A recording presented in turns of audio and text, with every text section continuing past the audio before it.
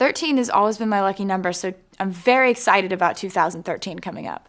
In 2013, I really hope to go on tour and have it be wonderful. I really want it to be something that entertains people and has them leaving the arena or the stadium going, that was worth the money we spent for the ticket. That was worth waiting in line and parking the car and filing into the arena. That was worth it,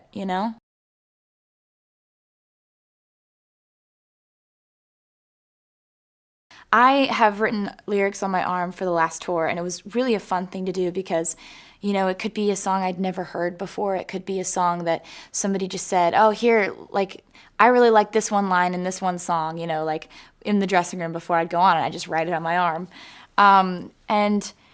For me, that, people are always asking, like, would you ever get a tattoo? And I just, like, I don't think I could ever commit. Right. I don't think I could ever commit to something permanent.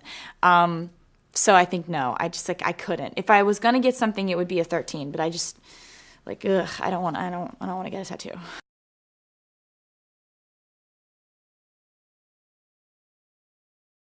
I think that for me, kind of the boldest song on the record is a song called I Knew You Were Trouble. And it's bold sonically because it sounds like that chaotic feeling of just feeling like you got tricked. And I think that it talks about that feeling of, like, not shame on you, you broke my heart. Shame on me, you broke my heart. I saw you, and I saw red flags. So it's kind of an emotion I hadn't dealt with before.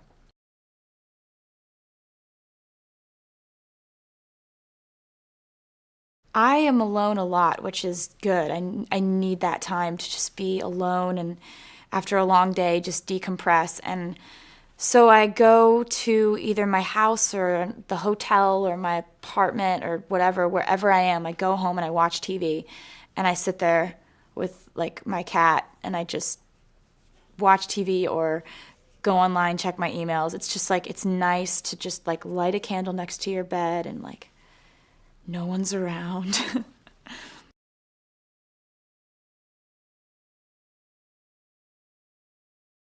I think new things that I've learned about myself since Speak Now are that love has no rules, and it's really just about treating people the right way or the wrong way. And if you treat people the right way, it's going to go this way. If you treat people the wrong way, it's going to go this way. And I think that those are the only rules. And, other than that, it's just this crazy, unpredictable thing. You can never, ever figure out where you're going to end up, who you're going to end up with, who's going to end up being a good guy, who's going to end up being a bad guy. It's like just this free-for-all of just, like, chaotic feelings.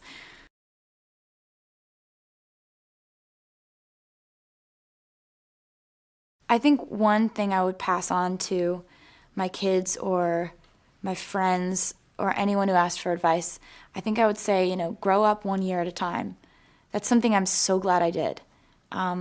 I had a weird, weird circumstances around my life and, like, a magnifying glass on everything I do, but still from 16 to 22, I feel like I've been those ages every year.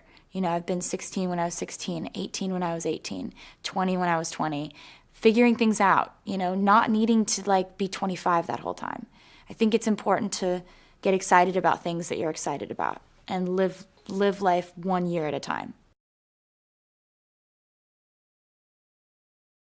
When I'm writing a record, I kind of don't listen to much music just because I want to be inspired solely on the emotion, just based on how it feels. And so, I think for me, the only artists that I really listened to were Snow Patrol and Ed Sheeran. And that's the reason why I wanted to collaborate with those people on the record.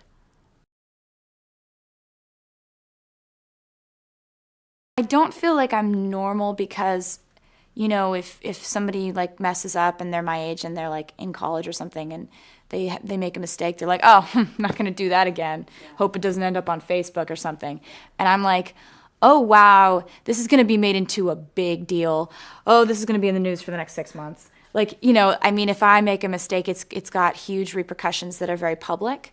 And so that's not normal, and it's not normal to have people, like, waiting outside your apartment with cameras, and it's not normal to, like, worry about the things that I worry about, but you still feel the same normal emotions, and I go to the same places I used to before. I don't like stay in or only go to places that have back entrances and weird stuff like that. I try to live my life in a normal way, knowing that the circumstances around it are not normal.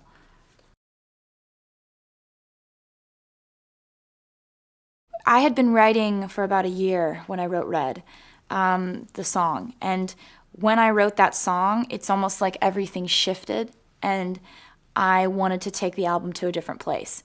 Because as soon as I wrote the song, I knew I wanted to name the album Red.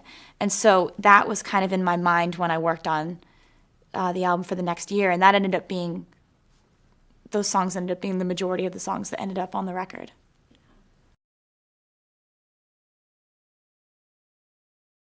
I think for me, this album is so interesting because it's difficult to pick a song that's closest to me. Because every one of these songs is a snapshot of a very different time in my life. You go track by track, and this one's about like extreme sadness, and this one's about like extreme frustration. This one's about like hope, and this one's about,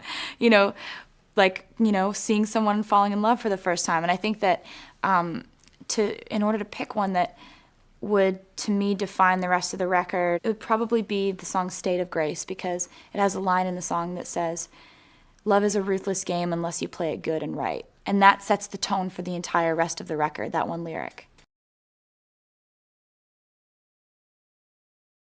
I wrote Treacherous with Dan Wilson, and we came up with, a way to say, this is dangerous, and I realize that I might get hurt if I go through with this, if I move forward with you, but I want to, and it's like that kind of conflicted feeling of it being a risk every time you fall in love, and especially with certain types of people.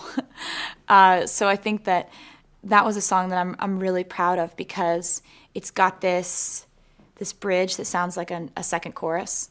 It's got all these big vocals, and it's kind of the intensity of that moment when you're deciding to let yourself fall in love with someone.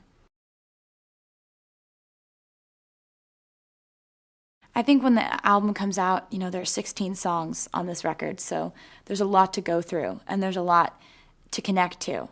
And what I hope that people take away from this record is, songs to play for every part of their life, where they're getting ready in the morning, or when they're, crying over a breakup, or when they're alone in the bathtub, or when they're, with their friends and they say, listen to this line, this is exactly what I'm going through.